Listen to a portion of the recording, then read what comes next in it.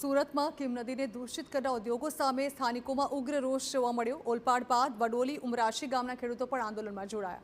દૂષિત પાણી મુદ્દે ઉદ્યોગો સામે કડક કાર્યવાહી કરવાની માંગ ઉઠી છે। જીપીસીબીની ટીમ ઉમરાશી ગામે પહોંચી અને તેઓએ કાર્યવાહી હાથ ધરી, જ્યાં કિમ નદીના પાણીના સેમ્પલ લેવામાં આવ્યા। જીપીસીબી અધિકારીઓએ ખેડૂતોને કાર્યવાહી કરવાની ખાતરી આપી છે, તો જવાબદાર ઉદ્યોગો સામે પણ કાર્યવાહી થશે તેવી જાહેરાત કરાઈ।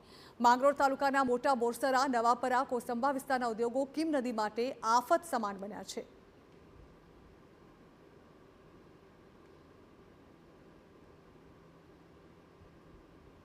એટલું બધું ખરાબ અને કેમિકલયુક્ત પાણી છે, જેની જાણ ખેડૂતો અમને કરતા અમે તાત્કાલિક જીપીસીબીમાં જાણ કરી અને જીપીસીબીના અધિકારીઓ આજરોજ આવીને અમને સેમ્પલ પણ લીધો છે અને અમને ખાતરી આપી છે કે ભાઈ આગળ કાર્યવાહી અમે કરશું।